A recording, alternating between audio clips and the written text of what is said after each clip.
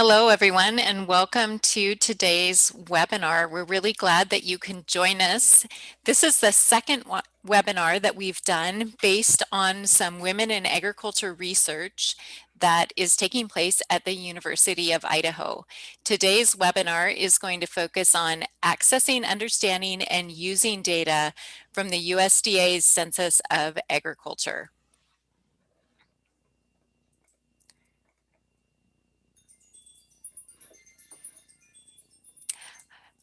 Today's presenters are Ryanne Pilgeram, who's a professor at University of Idaho in the Department of Sociology and Anthropology, and Katie Dentzman, who's a postdoctoral research associate at University of Idaho, again with the Department of Sociology and Anthropology. I'm Colette D. Phelps. I'll be your facilitator today. I'm an area extension educator with University of Idaho, and I'm located on the Moscow campus. So real quickly, a couple of webinar tips for today. If you can close the other programs running on your computer, that will dedicate your bandwidth to this presentation. You can check your sound at any time by typing into the chat. If you're having any problems with speed or breakup, we will let you know whether or not that's on your side or on the side of the speakers. Please type your questions for the speakers into the question box. And for any technical assistance, go ahead and use the chat. We would also love it if you would introduce yourself in the chat. Tell us who you are, where you're located, and why you joined us today. This program is being recorded, and we will be posting it on the Cultivating Success website. At the end of the webinar, I will show you where that posting will be. So again, welcome to today's webinar, and I'm going to go ahead and hand this over to Ryanne. Well, we really thank everyone for coming today and hope you get some really practical information out of this webinar. Katie and I are presenting it today, and I have to say Katie's really the expert here. I've learned so much from her, so we're really lucky that she's here today. This is part of a larger project that we're working on. Katie, will you change the next screen? So this is an AFRI-funded grant, and Katie and I and Colette are part of a much larger, and McKinsey are part of a much larger research team. So we're presenting on part of the project, but this is part of a larger project, which if you go to the next slide, you can see what we've been up to. So this is part of an AFRI-funded project called Women Farmers and Ranchers on the Rise in Idaho. It's a sort of a three-phase project where we're analyzing Census of Ag data, which we're going to be talking about today, kind of our process in that and what we've learned and how you might be able to use that. And then we've been doing focus groups with farmers, so there may even be some of our farmers on here today. And then our next step is a survey that we're starting on Tuesday next week. So we'll be sort of ending this presentation with an ask. And then we're going to use all this data ideally to create and refine extension programming through the University of Idaho and hopefully through other organizations in our communities to best support women in ag. Next slide, Katie. I think that's mine or yours. Okay, so part of the reason, and I'll hand it off to Katie here in a second, but the US Census of Ag is a really powerful tool. And a census means it's different than a survey in that it asks questions of an entire population of people. So the census is really powerful. It happens every 5 years, and it's looking at every farmer, ideally, in the US. But one of the things I've seen in some of the presentations I go to is that while the census data is really powerful data, unless you understand what that data is saying, it's really easy to misrepresent kind of what those findings are. And there have been some pretty interesting changes in the last couple of years on that census. And so I've noticed some of those changes maybe not being totally well understood by the people presenting that data. And so this is an opportunity to sort of give you more context for how to present that data, what you're seeing, and where to get it. Does that seem fair, Katie? Yeah, that's perfect, definitely. And thank you for that great introduction. the USDA Census of Ag is definitely a really useful tool and a really powerful tool where we get a lot of data and information, and they make a lot of that public, which is fantastic. But it can also be pretty confusing to actually use and sometimes confusing to interpret. And there's definitely some popular news media articles out there that misrepresent some of the findings, especially from the 2017 Census of Ag. So I'm hoping to clear some of that up and give you guys some of the tools to get deeper into this and actually answer some of your own questions and just know what's available to you. So I just wanted to start out with going over what is the USDA Census of Agriculture. And it is a census of every farm in the US. And it is conducted once every 10 years. And that was from 1840 to 1920. Then in 1920, they started doing it once every 5 years. So from 1920 to now, they've been doing basically a count and collecting data on every farm in the US for like basically once every 5 years. The most recent one was in 2017. And there is a bit of delay between when the census is conducted and when the data is actually cleaned and released. And so that was released just in 2019. So that's the newest we have. And the Census of Ag is run by the USDA National Agriculture Statistics Survey, so NASS. So I might refer to NASS a couple times during this. And that's what it means. So they facilitate sending out this survey, collecting it, cleaning and analyzing the data, and releasing the data and writing reports, that kind of thing. So what kind of information is actually collected in the Census of Ag? Well, in the 2017 census, there were a lot of different categories that they collected information on. I'm just going to run through them very quickly. But they looked at acreage, land use practices, crop insurance and government programs, type of farming organization, farmer characteristics such as race and gender, crops and animals harvested and sold, and that's actually a huge section of this survey. Production contracts, organic status of farms, marketing practices, fertilizers, chemicals and soil conditioners, renewable energy production, machinery and equipment, farm labor, production expenses, market value of a variety of things, income from farm-related services, and agricultural activity within American Indian reservations. So that's a ton, and these are just the broad categories. There's tons of questions underneath all these categories as well. And this is just what they asked about in the 2017 Census of Agriculture. And some of these things are consistent across every census. So like they'll always ask about acreage. They'll always ask about some land use practices. They'll always ask about the different types of crops and animals that were harvested or sold. But some things change between the different census years. So like renewable energy production was a category that they only did in 2017. And I think in the 2012 one, they had a category for agritourism, for instance, that they don't have in the 2017 version. So there's some consistency across census years, but there's also some special interest areas that change across year. So if you're interested in a certain topic and you can't find it in the 2017 census, you might consider going back to some of the previous censuses and see if they addressed it there.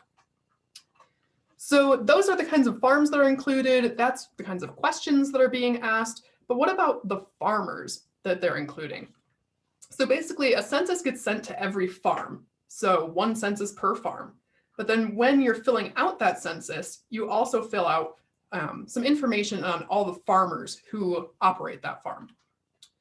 And so on the farm level, they're looking at all farms that made at least $1,000 in farm-related income in the past year, or that would normally make that much. So we're getting down to a pretty small scale. If there is a farm that would usually make at least $1,000, but say they made $950 in the census year, they're still included. And not every farm or ranch can necessarily be reached or responds. The ideal of a census is that you reach absolutely everyone and absolutely everyone sends you back information. But realistically, that just doesn't always happen. And so NASS uses these complex statistical weights to estimate values for every farm in the US. So even though you might not be getting data from every single farm that you send a survey to, or you might not be able to find every farm to send a survey, they're able to weight it so that we have an idea, at least an estimate of every single farm in the US.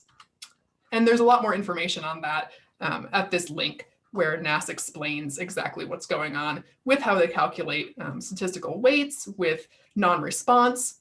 They give you little examples, really cute little examples like we couldn't find the pig at this house because he went to market. So he wasn't found at home and he was categorized as inaccessible, which I just thought was super cute. But they explain kind of these different sampling methods in a very understandable, relatable way. Okay, so that's the farms. Now, how are producers counted within farms? And this is where a lot of this information gets a little confusing and changes pretty drastically from census year to census year. So they started listing producers in 1974.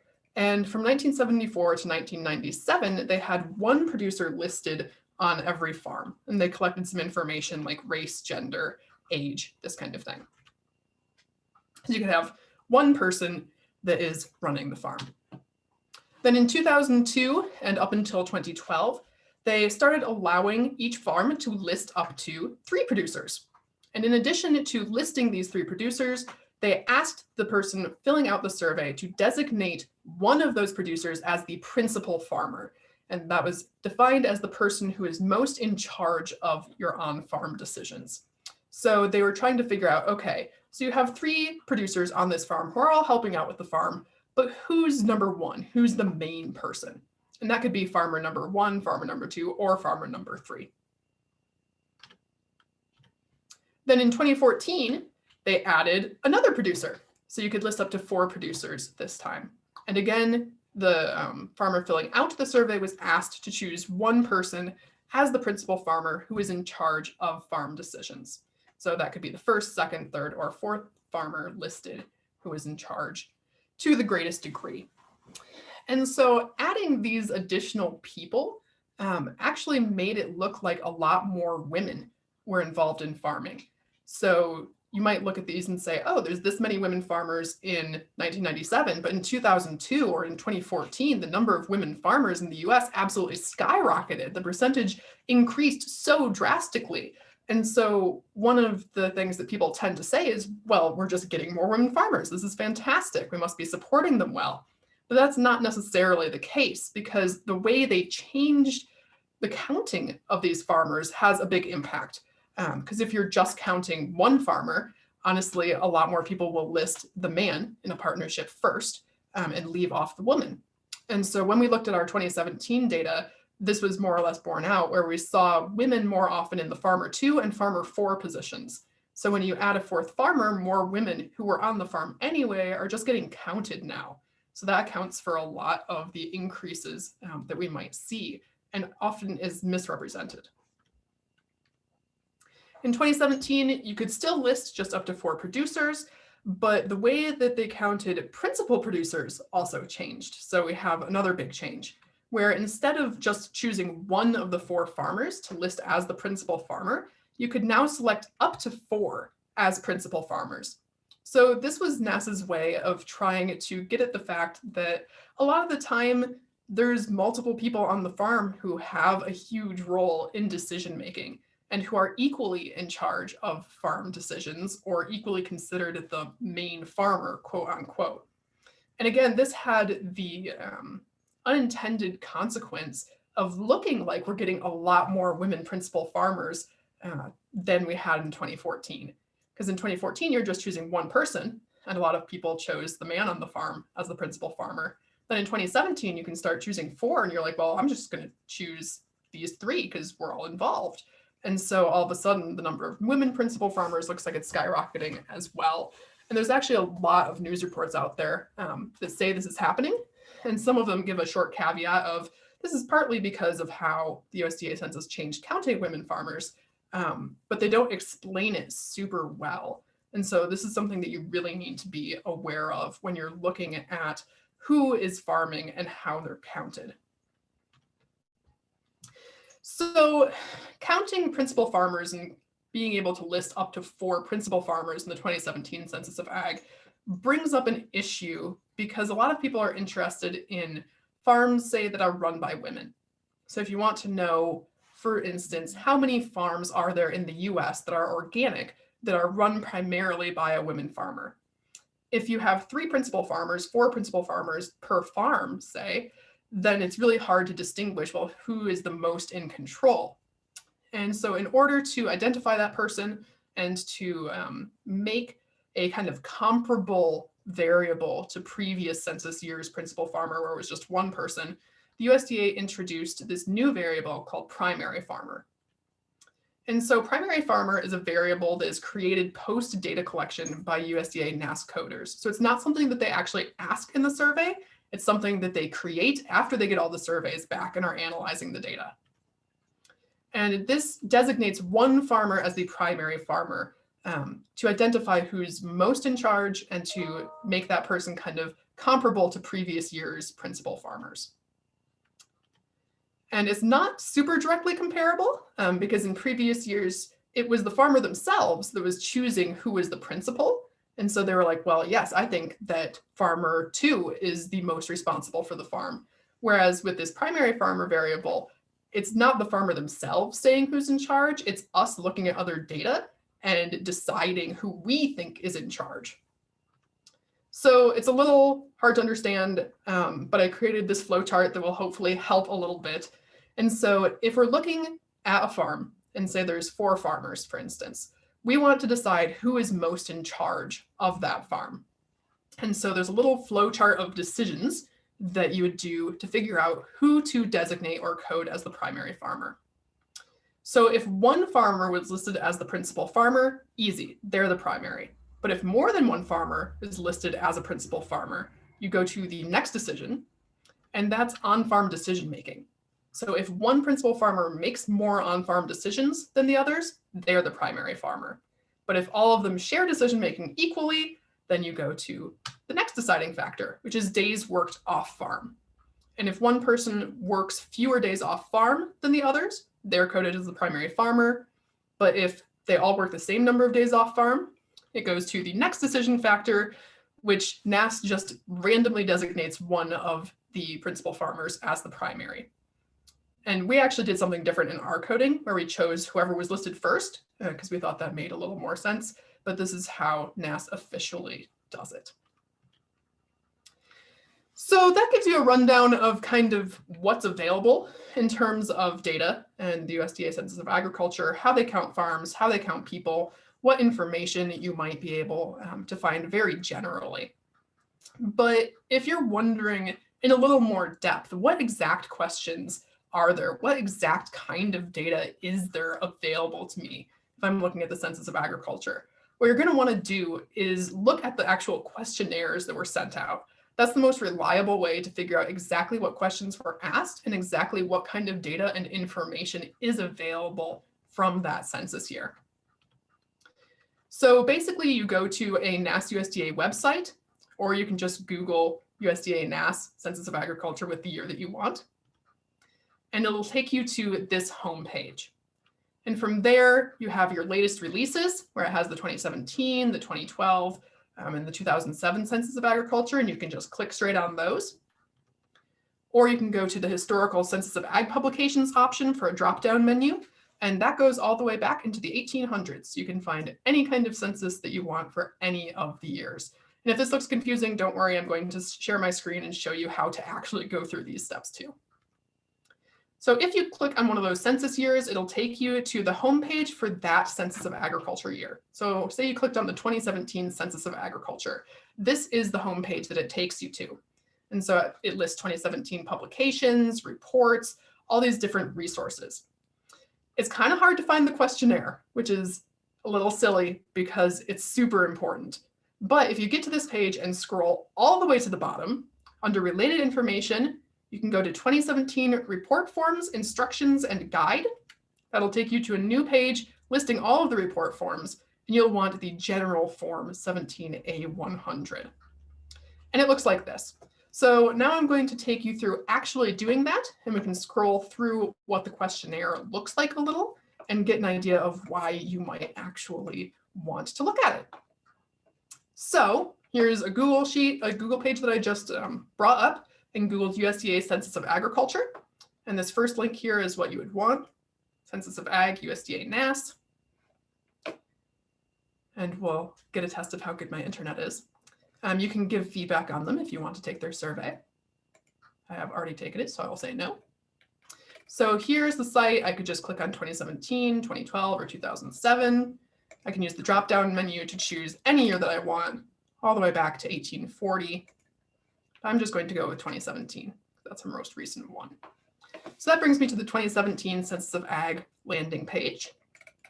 And as you can see, there's some online resources, which we'll go back to, subject series, special studies, all this information. Way down at the bottom, 2017 report forms, instructions, and guides. There's a variety. They use a different instruction sheet in Hawaii. They use a different one in Puerto Rico. We just want the general. And so that takes us, and this is what people actually get. So a farmer would get this form to fill out for the Census of Agriculture. And this is just kind of a basic homepage, but here they start asking questions. So section 1 is acreage in 2017, number of acres owned, and they put in a specific number. So you know that that's a variable that you have in the Census of Ag. And you can also use this to search stuff. You could do a command find or control find. Let's say I'm interested in organic status. I can search the word organic, and it brings me to, oh, they asked some questions about organic agriculture. Did this operation produce organic products according to USDA's National Organic Program standards, or have acres transitioning? And so you can say yes or no. And then you can also report type of production. So certified, exempt from certification, transitioning, or production according to standards but not certified. Then it also asks you the value of any certified or exempt products sold from this operation. So you have some information about, okay, these are the questions they asked about organic agriculture, and that's the kind of data that I can look for using QuickStats or these various other tools. So this is super, super useful. I really recommend that you read through this if you're interested in using Census of Ag data to know how the questions were asked, just as a reference to know what exists. I can't overstate how extraordinarily useful this is. And yeah, it's a long document, but it's super useful. And this is where they have personal characteristics of the farmers as well. So like person 1, they ask, well, sex, age, if they're Hispanic, what their race is. Person 2, same thing. Person 3, because that helps you just get an understanding of what's actually going on this survey. Okay. And back to the PowerPoint window. So once you know what is actually in the Census of Agriculture and some of the variables that you might be interested in, you want to actually access the data. And there are a couple of ways that you can access data. One is official NASS reports. So they analyze their own data and they provide reports available to the public on that data. So that's the most simple way of just getting some ideas of data summaries. You can also use USDA-NASS QuickStats or the USDA-NASS data query tool. And I've put up some links for those, direct links, or you can just Google them and it'll honestly take you right there. I'm going to go over each of these options, some of the pros and cons of each, and take you through using the actual systems. So USDA-NASS reports, there's a couple ways to get to those. You could go to highlights. So from the USDA-NASS Census of Agriculture homepage that we went to, there's an option on the left called highlights, and that will bring you to a variety of reports that NASS has made. Option 2, there's some reports on the census year homepage. So if you go to the 2017 census page, for instance, and scroll down a little bit, there's a section called reports. And see here we have a report on race, ethnicity, and gender profiles of farmers from the 2017 census. So some information NASS has already compiled and made tables of and is already out there and you can search it. Option 3 is just to Google it. And honestly, sometimes that's the best thing you can do is just Google it and find out if NASS has already written a report on something that you're interested in. So QuickStats is more so if you want to look at something that NASS hasn't necessarily written a report on, or you want to look at the raw data a little bit yourself. This doesn't include every question from the census, unfortunately. It is limited in terms of what information they provide. One of the nice things, though, is you can specify national, state, and county level data. So if you are interested in the number of women farmers in Latah County, for instance, you can find that out using QuickStats for a variety of different census years. And it provides mean values and counts. So you can't find specific incomes for like specific farms. That is highly protected data, but you can find the average income. And so you might be able to find average income by different categories like race or gender. You can also find some counts like the number of women farmers in a specific county, a state, etc. And this covers the Census of Ag years from 1997 to 2017.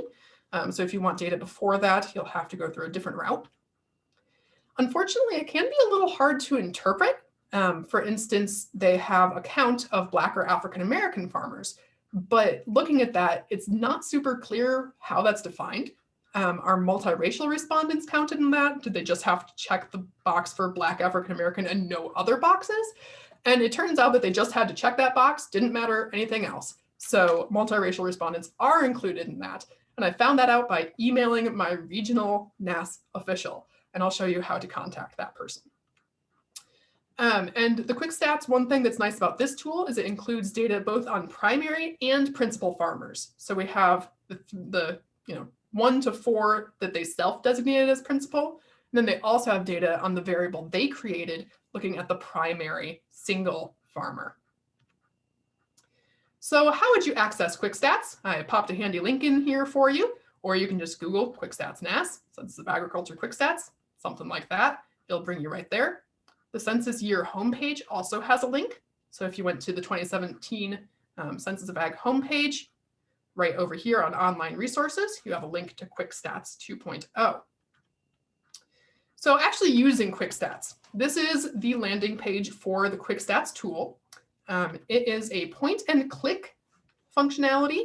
It does have a keyword search atop there, but honestly, it is not great. So if you use the keyword search and you don't find anything, unlike organic, that doesn't mean it doesn't exist. It just means that your keyword search did not turn it up. It can be a little slow also. So if you type something in, you might have to wait a minute. And this produces tables that can be exported to Excel, which is kind of nice. And I want to take you into that actually and show you a little bit of how it works. So I'll go back to this screen, go back a couple. So here we are at the 2017 Census of Ag landing page. Scroll down to online resources, Quick Stats 2.0. It'll take us to the Quick Stats landing page. So when you click this option, you say, okay, I want to see the census and I want to look at demographics. And then you have to wait a second, but it'll give you different options in the groups depending on what you click on. So if you click on economics, you might have some different options. See, it changes there. So let's say I want to look at demographics. You have a couple different options. I want to look at producers. And then I can look at primary producers or principal producers. Let's look at primary producers. And then it gives me a variety of data items I could look at. So age, number of primary producers, some race variables, days worked off farm. Let's look at female primary number of producers. And then I can select a location. Let's say I want to look at the state. Let's look at Idaho. And for some variables, it will also give you the option to look at county. For primary female, it does not. And then it gives you a year as well. So it's only available for 2017. Then you click Get Data. And it filters it and pops out this nice little table. So it says your program is the census in 2017, state level, Idaho, producers primary, female number of producers, and here you have your value, which is 6,428 female primary producers in Idaho. Great, so we got some data. And then you can save it, put it in an Excel spreadsheet, print it. You can do some map stuff as well.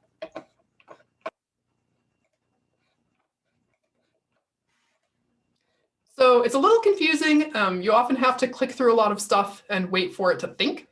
And what I really suggest is if you do find the exact data that you want, take a screenshot, like I just did right here, of these different point and click selections, or make some notes about what series of categories you selected to get to that data point, because otherwise you might forget and get lost, which has definitely happened to me. So make sure you know which series of clicks takes you where you want to go.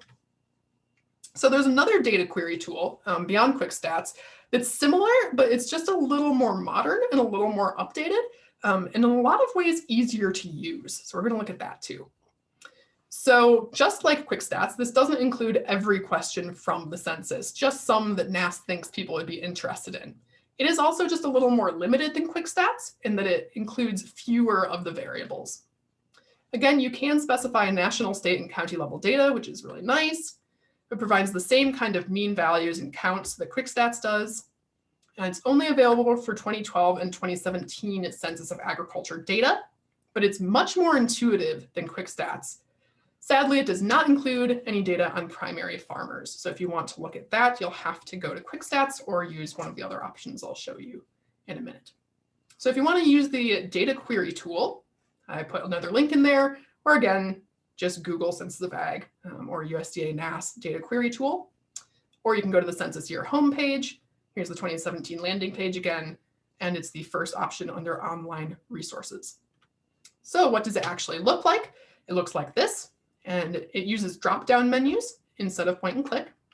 And it produces tables, again, that can be exported to Excel or can be exported as a PDF. And I'll take you through that and how to access it as well. Okay, so here we are back at quick stats. Okay, so we're at the 2017 Census of Agriculture landing page. If we scroll down to online resources, census data query tool. And again, I could just Google this if I wanted to as well. That's an easy, quick way to get there. Okay, so we have the year at the top here, 2017 Census of Ag. I could scroll down and choose 2012 if I wanted to. And then this is where I make my selections. So we have US state or state and county. Let's go state and county level data. And then it'll give me an option to choose a table. And so it has a variety of different options here. So like income from farm related sources, it has all these different data options. And I happen to know that female producers is down here at number 47. So I want to look at female producers. US total, no, I want to look at Idaho. And then this allows me to choose a county. Let's look at Bonner. And to get those actual numbers, so this isn't the actual numbers here yet. This is for the entire US. So farm operations, number of operations, 2 million farms. Yeah, that's not Bonner County. So we need to update our grid. Okay, and it gives me my data on Bonner County, female producers. So producers, this is number of operations. So that just means number of operations that have a woman, at least one, but could have more on them. So in Bonner County, 930 farms that have at least one woman. And then producers female, number of producers. There are 998 female producers in Bonner County. So there's some farms that have more than one. Acres operated. So total acres operated by farms that have at least one woman in Bonner County. And you can see just a couple different kinds of information from that. And so for Bonner County, you could also just directly change your census table. Let's say we want to look at Hispanic or Latino farmers. Boom, done. Let's say we want to look at selected crops. Where's that? Or hogs and pigs, something like that. We can update the grid and see inventory of hogs, operations with hog sales, all sorts of interesting information there. Is there a way to use data query to select multiple locations or variables for CSV output? So I don't think that there is. I think what you would actually have to do in that situation is just export to Bonner's Ferry, which would be right here, and then export your next county and your next one and just manually squish them all together into one file, which isn't the most useful, but you can do it. It just takes a little extra effort. Okay, so I've overviewed kind of how to use some of the tools and the kinds of data that you'll get from them. There are differences in these different data tools, and I wanted to give you some examples of what that might actually look like. So let's say we wanted to know how many women farm organically in Idaho. The first thing that we might want to do is know what kind of information is even available. So like we did, and we went to the questionnaire and searched organic and find out, okay, they ask if they have any organic land, if it's transitioning, certified, exempt, or other, and what they make in organic sales. So we know what kind of information is in the 2017 census on organic farming.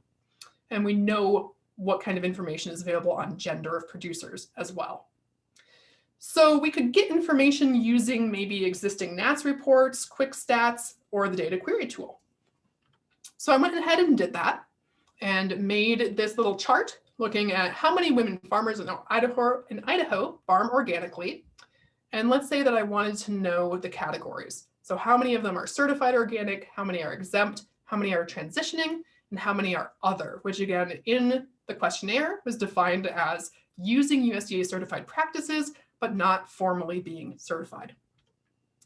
So I Googled some NASS reports for this, and I found a couple.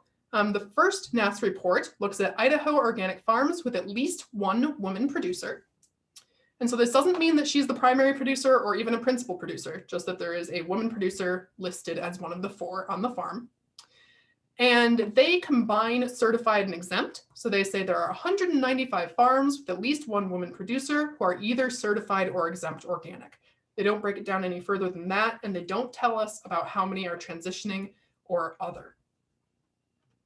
And then I found another NASS report, and this looks at Idaho organic farms with more than $0 in organic sales and at least one woman producer. And so this is different because it's not just whether you have organic land, it's also whether you make any money off organic sales.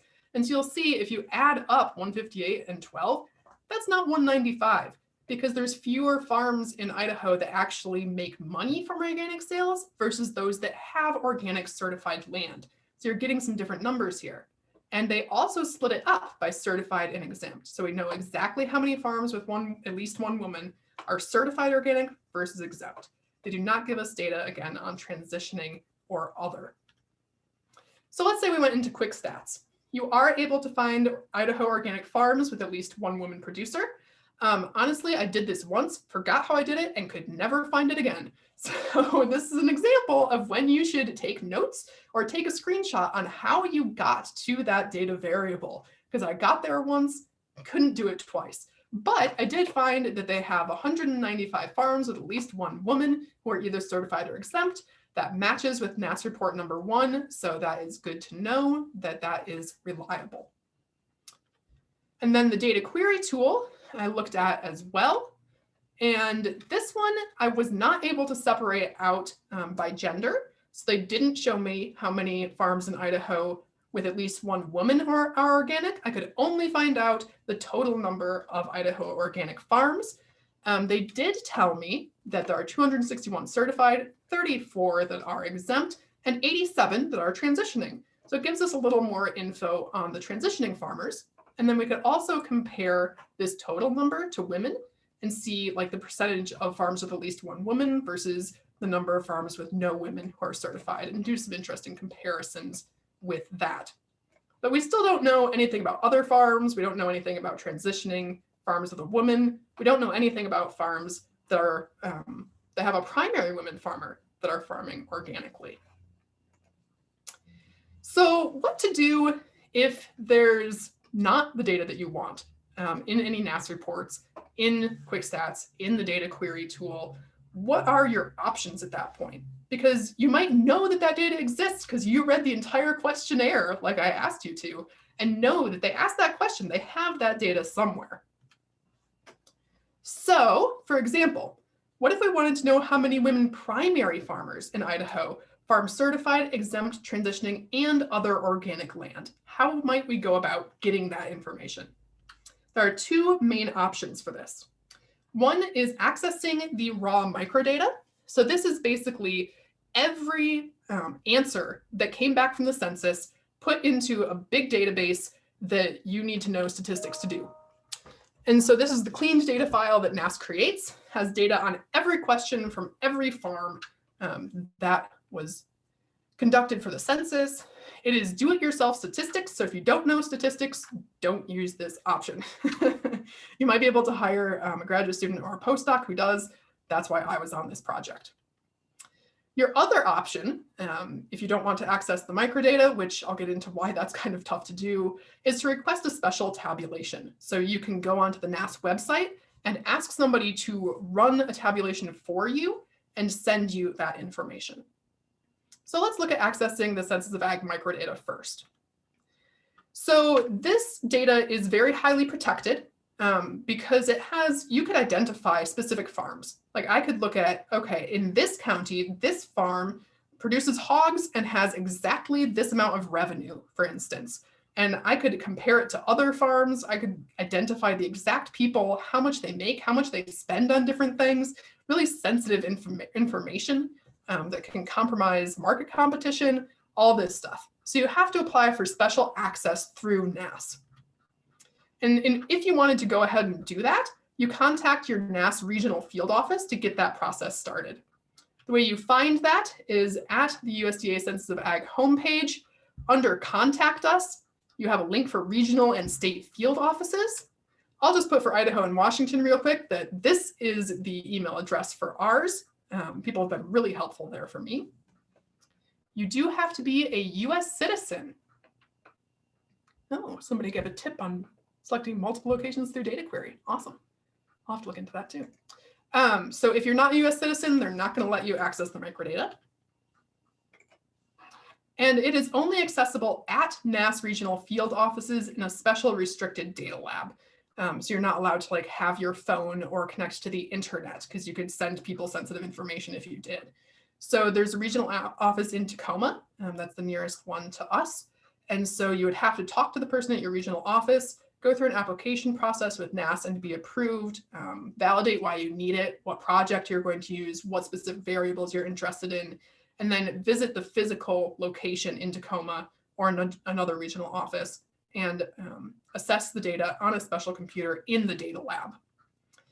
And you have to obviously know statistics because it is a big data file and know how to work a stats analysis package such as Stata, SAS, or R. You also have to make your own coding decisions, which might differ slightly from official numbers. So for our project, I had to code the primary farmer myself. They did not provide a coding scheme for that. So that was kind of crazy. And we actually ended up coding it a little different. Instead of the tie break being we just select a random farmer, we selected the first listed farmer. So our numbers for primary farmers are a little different from the official NASS ones. Another quick note is because of the pandemic, USDA-NIFA actually let us access the data lab remotely through the University of Chicago's NORC Data Enclave. So I was able to access it from my office on U of I's campus, the first time anyone has been able to do that. But they might look at that as an option going forward because they were able to make it work for me. I don't know. We'll see. But it'd be cool if they did. So what answer might we get if we were using USDA microdata to answer this question? So using the microdata to look at Idaho organic farms run by a primary women farmer using my own coding, I was able to get these numbers. So 32 certified farms, 16 exempt, 14 transitioning, and 38 under other. So the majority, not the majority, but the biggest number of farms run by women that were organic were in this other category, which wasn't even accounted for in any of these other data options. And again, it's a lot lower because we're looking at farms where it's the primary is a woman, not just farms that have at least one woman. So these are some pretty drastically different numbers. So the other thing you can do if you're not up to accessing the microdata is to request a special tabulation. And again, this can be a touch hard to find, but I've shown you how to do it. So if you go to the Census of Ag landing page and click on highlights, it'll bring you to this page. And then about NASS estimates, you can click on request a special tabulation, or I've put a convenient little link for you down there that'll take you right to it. Here's that link again. And this is the page that it takes you to. You fill out some information, your name, your organization, address, contact info, and then you say exactly what kind of tabulation you want to request. And questions about any of this can be directed to your NASS regional field office. Ours in Tacoma has been extremely helpful for me in explaining exactly what's available, explaining how things are coded. Really, if you have any questions about the process, I would really encourage getting in contact with them. They are super useful. So a couple takeaways. I want to make sure that I leave a little time for questions, but not all Census of Ag data is created equal. Different questions and definitions are in different census years. So you really need to understand which questions are being asked in a year and go through that questionnaire to know how exactly they are asked. Because some of this information can be a little hard to understand or confusing. And so read it carefully. And then how and where you get a data summary can really affect how you interpret your results. So for instance, even in the 2 NASS reports on women organic farmers, it was different numbers because one was looking at farms that had any organic land, and one was looking at farms that had any organic sales, which are subtly different, but they give you different numbers.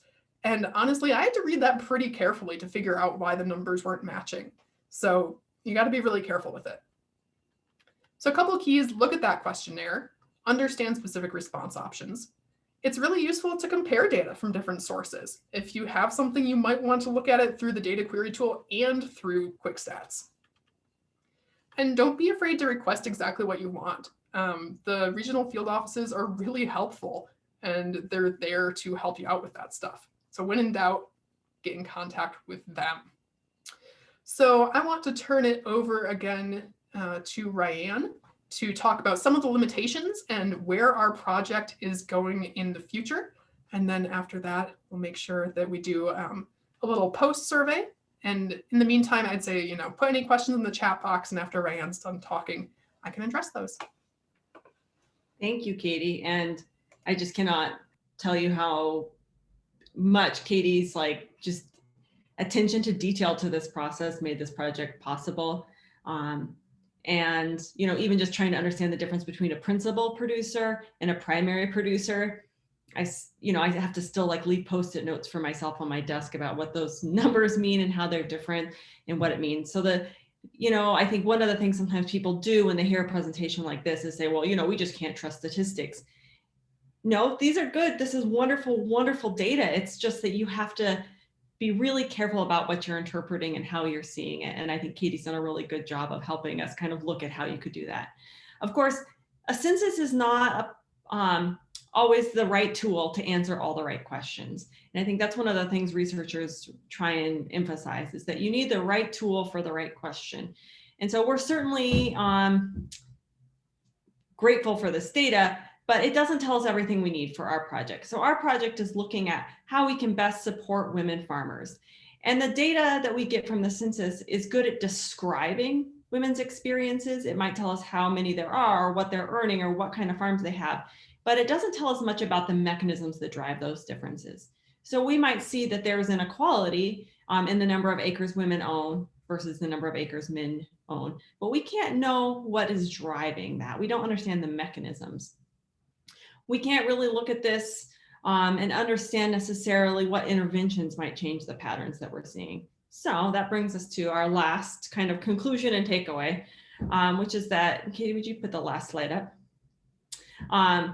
That we are really interested in understanding, not just describing women's experiences in Idaho, but seeing how we can best support women farmers in Idaho. So we are going to be deploying a survey starting on next Tuesday, looking at answering some of those questions about mechanisms.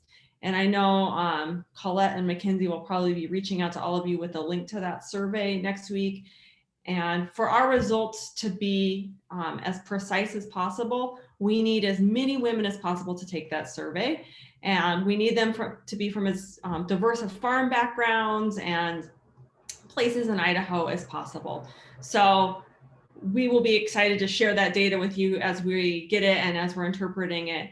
But that's kind of our ask for you at the end of this is, we're going to be going forward. We're going to be working on this project. We're going to be trying to use that data to help shape our extension programming to best support women in agriculture, and that there's a place for you in that.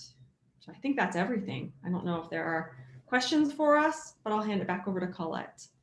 Yeah, I wanted to make sure that any questions about my part get answered quickly. It looks like we have maybe about 10 more minutes. So before Colette does her part, just if anyone has any additional questions, even about kind of our research and some of the stuff that we've found, or about how to use the data query tool, anything like that, I'm more than happy to answer those right now. If you want to email with questions at a later date, that's certainly something you can do as well. And I believe that Mackenzie is making this presentation, or at least some of the links, into something that can be available for you. Okay, do I have contact info for the NASS Tacoma office? Yes, in one of my previous slides. This is where the animations get annoying. Okay, so this is our link to that. So I'm going to type that answer again.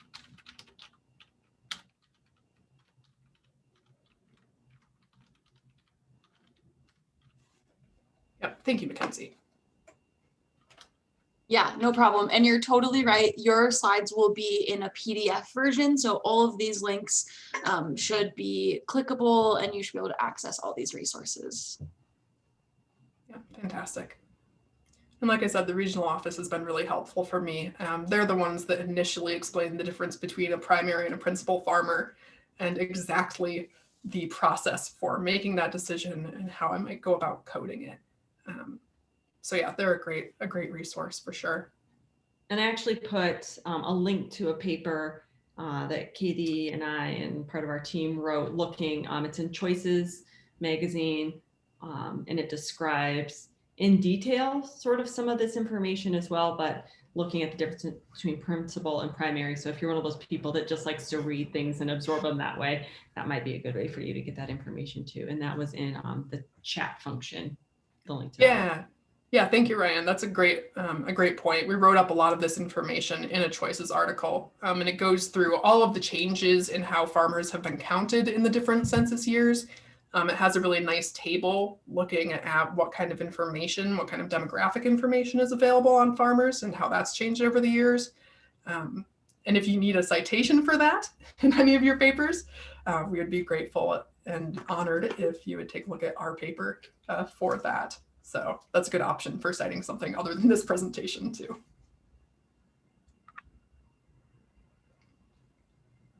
Okay, any other questions? Standard citation formats for these survey results.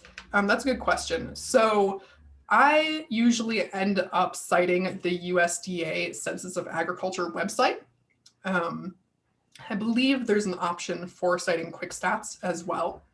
Most of my papers I've been using just the microdata, so I haven't had to do a ton of that. But as far as getting information on the Census of Ag and what's available there, I usually cite the webpage for the USDA Census of Ag.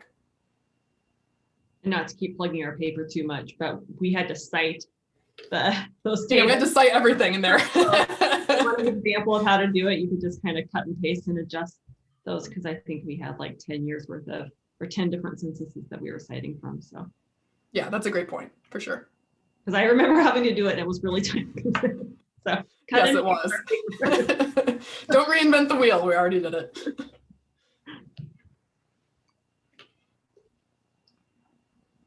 All right, I think, is that it? I don't want to keep people too much. Yeah, I don't see any other questions. So Colette, if you want to take us out. Okay, everyone, thank you so much for joining us. We do have a short evaluation of this webinar that we would really appreciate your completing. It's going to pop up in your browser when you log out of the webinar today. We also want to remind you that this presentation, as well as the one that was conducted in December on women farmers and ranchers in Idaho, are available on our Cultivating Success website. You see the link right here, cultivatingsuccess.org/Idaho-women-in-ag. We also have a YouTube channel, and we invite you to check out the other webinars that we have posted on our YouTube channel. Paula, I just thank you for giving us the opportunity. You and Mackenzie are so wonderful about giving us opportunities to share our research and what we're learning. So thank you for making this possible. We really appreciate it.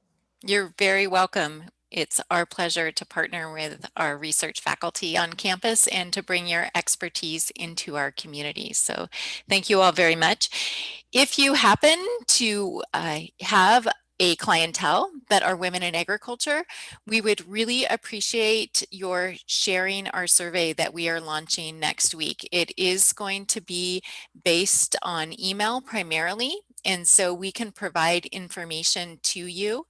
Mackenzie can go ahead and put her and my email addresses in the chat, and we would just really appreciate your help in getting that word out, because as Katie said early on, surveys don't actually reach every producer. And so we need the help of other people in Idaho to make sure that women have the opportunity to take the survey and we hear from as many women as possible. So thank you again for joining us today, and we look forward to having you on another one of our webinars in the near future. Have a great day, everyone.